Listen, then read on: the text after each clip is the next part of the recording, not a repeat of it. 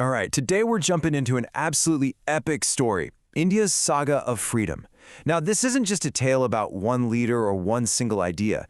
It's about how millions of people, through both peaceful protest and fiery revolution, came together to reclaim their entire nation. So it really begs the question, right? How does an entire nation actually win its freedom?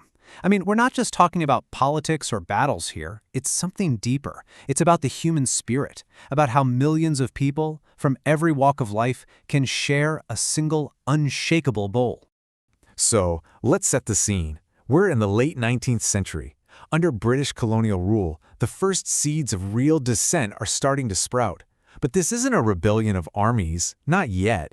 It's an awakening of minds. This new national consciousness that would end up fueling the entire independence movement. And this wasn't just some passing thought.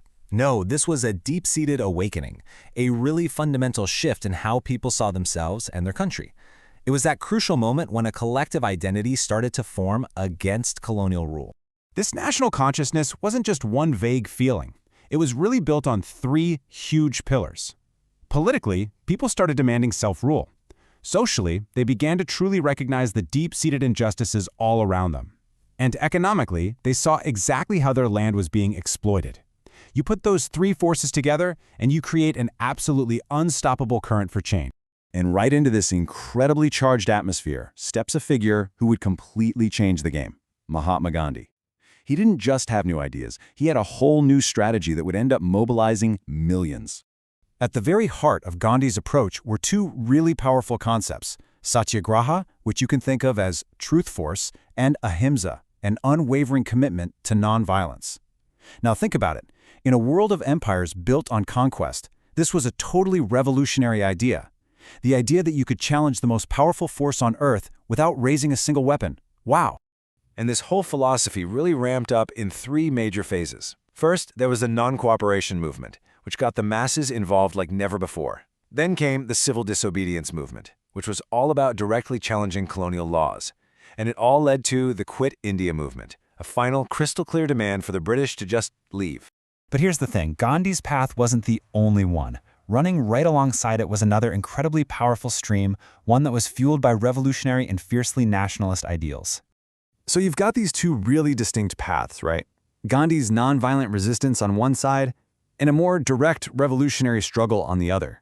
Their methods were worlds apart, but their goal was identical, a free India. Now, this revolutionary stream was shaped by some truly fiery and influential leaders. You had figures like Bal Gangadhar Tilak and Lala Lajpat Rai, who really championed a more assertive, nationalist way of thinking.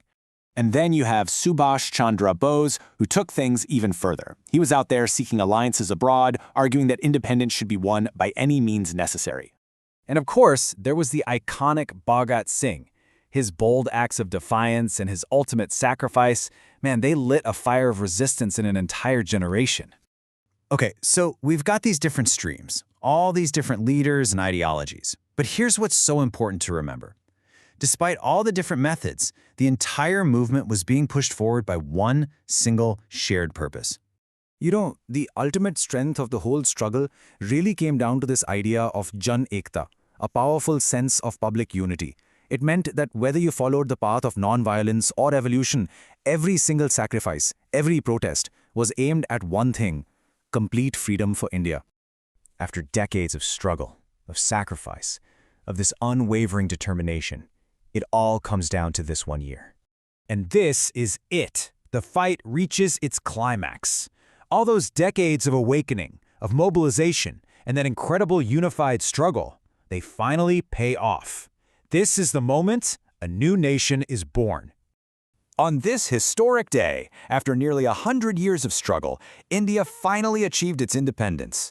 The goal that had united millions of people was, at long last, a reality. So, how did this happen? How was this victory won? Well, it wasn't a single event. It was the culmination of everything we've just talked about. A long, incredibly tough struggle, the immense sacrifice of countless people, and that powerful, unwavering public unity that tied all the different paths together into one unstoppable force. And that kind of leaves us with one final thought. You know, this isn't just history. It's a powerful lesson in what people can achieve when they're united by a common purpose. It really makes you wonder, what timeless lessons about unity and just sheer perseverance can we draw from this incredible saga for ourselves today?